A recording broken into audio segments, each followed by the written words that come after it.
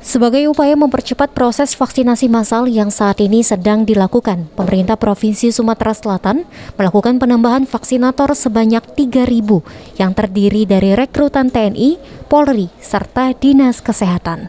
Penambahan 3.000 vaksinator ini sendiri menurut Kepala Dinas Kesehatan Sumsel, Lesti Nuraini, bertujuan agar Sumsel segera mencapai herd immunity, yaitu minimal 70% masyarakat telah divaksin untuk mencegah penularan kematian akibat virus COVID-19. Juga sangat bersemangat, bahkan kita sudah menambah lagi vaksinator.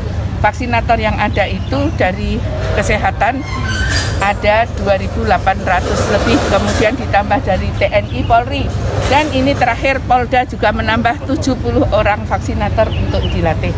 Artinya sudah 3.000 lebih. Kita siap melaksanakan vaksinasi dengan tujuan tentunya supaya Sumsel segera mencapai herd immunity, yaitu minimal 70% masyarakatnya tervaksin untuk mencegah penularan dan mencegah adanya kematian, juga kesakitan yang lebih parah kalau terkena COVID, sehingga adanya juga kekebalan. Rincian penambahan 3.000 vaksinator itu sendiri terdiri dari Kesehatan 2.800 lebih, serta dari TNI dan Polda Sumsel berjumlah 70 vaksinator. Firman Hidayat, Val TV.